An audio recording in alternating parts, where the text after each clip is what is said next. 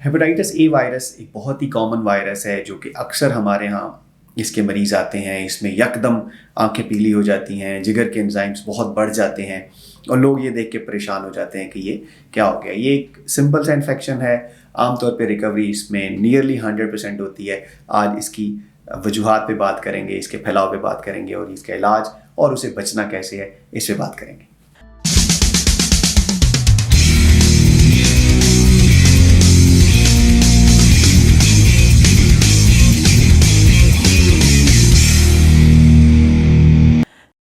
Hepatitis A basically एक virus है और ये जिगर को डैमेज करता है। जैसे बहुत सारे और वायरसेस हैं, जैसे हेपेटाइटिस बी है, सी है, डी, ई।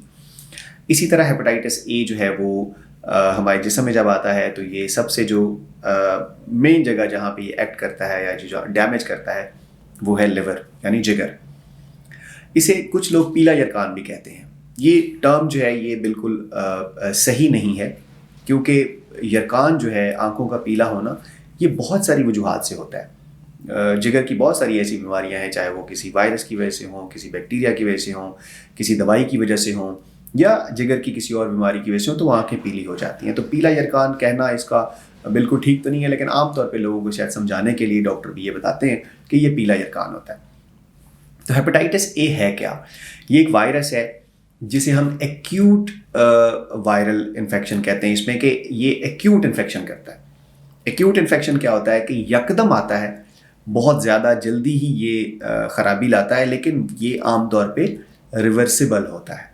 यानी कि जिगर की जब सोजिश इसकी वजह से होती है, जिगर के एंजाइम्स बढ़ जाते हैं, इंसान का बिल्कुल पीला हो जाता है, आँखें भी पीली, जिस्म सारी स्किन भी पीली हो जाती है, लेकिन ये रिकवरी इसमें 100% होती है। अगर मैं इसकी अलामात की बात करूं तो इसमें आमतौर पे शुरू में हल्का बुखार होता है, भूख कम हो जाती है, आँखों में पिलाहट आ जाती है, उल्टी और मतली कैफियत होती है और पेट के यहाँ ऊपर वाला जो राइट साइड वाला हिस्सा है, रिब्स के नीचे, पसलियों के नीचे, वहाँ हल्का दर्द हो सकता है। इसके अलावा जिस्म टूटता है, जिस्म में दर्द रहता है। ये आमतौर पे जो है वो इसकी शुरू की अलामात है।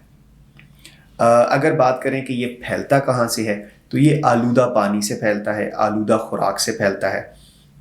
जैसे हमारे यहाँ स्ट्रीट फूड्स हैं, इसमें ये इसका बहुत बड़ा ज़रिया है।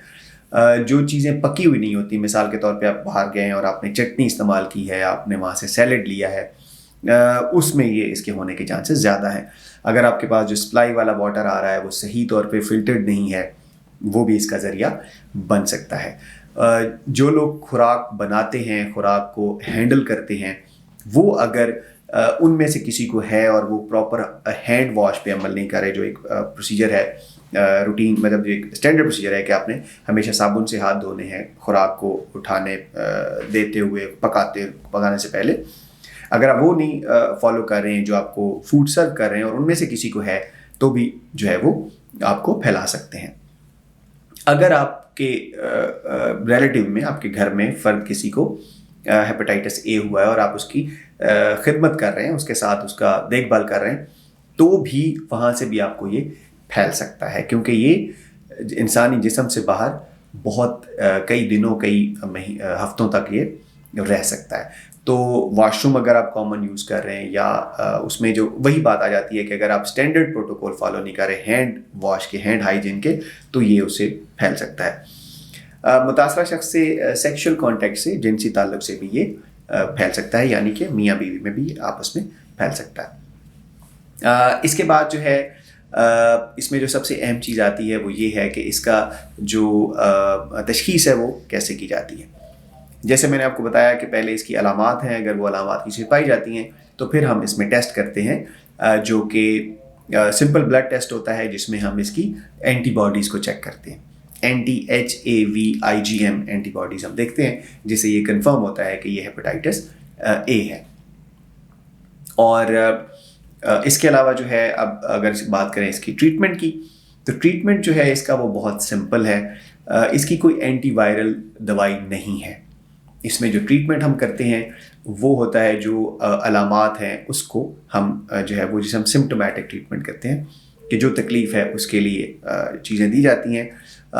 जैसे कि अगर किसी को वॉमिटिंग हो रही है तो उसकी दवाई होगी, अगर किसी को درد ہو رہا ہے پیٹ میں تو اس کی ہوگی، بخار ہے تو بخار کی دوائی ہوگی، اور اگر بہت زیادہ ڈی ہائیڈریشن ہو گئی ہے تو اسے ڈرپ وغیرہ لگاتے ہیں. اگر بہت ہی زیادہ یہ سمٹمز ہیں اور آپ کچھ کھا پی نہیں رہے ہیں تو ہو سکتا ہے آپ کو کچھ دن کے لیے ہسپتال میں داخل بھی رہنا پڑ سکتا ہے. اس میں تقریباً 99% لوگ بالکل ریکور ہو جاتے ہیں، جس میں کہ وہ آہستہ آہستہ چاہے کچھ ہفتوں سے لے کے کچھ مہینوں تک بھی لگ سکتے ہیں ریکوری میں، لیکن مکمل ریکوری ہو جاتی ہے.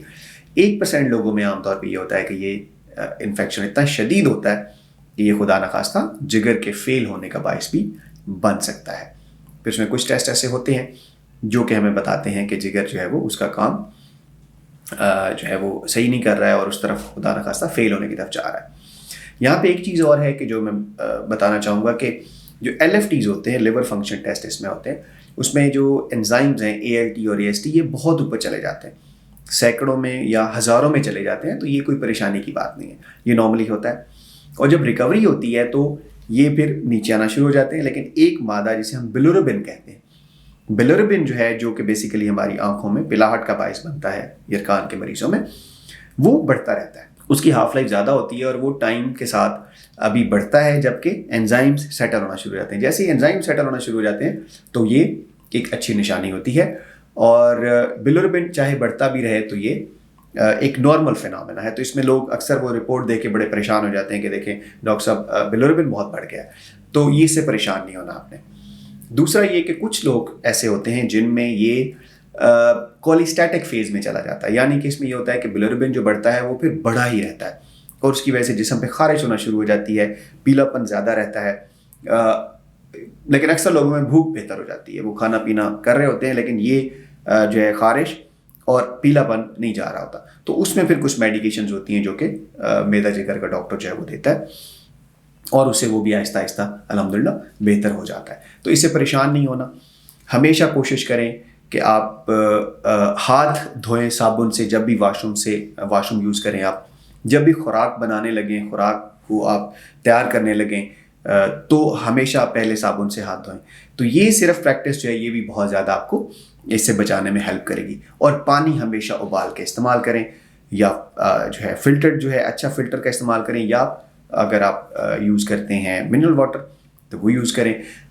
بوائل کرنے کے لیے سمپل سا طریقہ ہے کہ آپ جو ہے پانی کو، جیسے میدانی علاقے ہیں جب پانی بوائل ہوتا ہے تو صرف 1 منٹ بھی اگر آپ 1 سے 2 منٹ بوائل کرتے رہیں گے، اس کو کر لیں گے تو اس سے وائرس سارے اس میں بیکٹیریا وغیرہ مر جاتے ہیں. تو یہ سمپل سی چیز کریں گے تو اس سے آپ اس وائرس سے بچ سکیں گے. Thank you.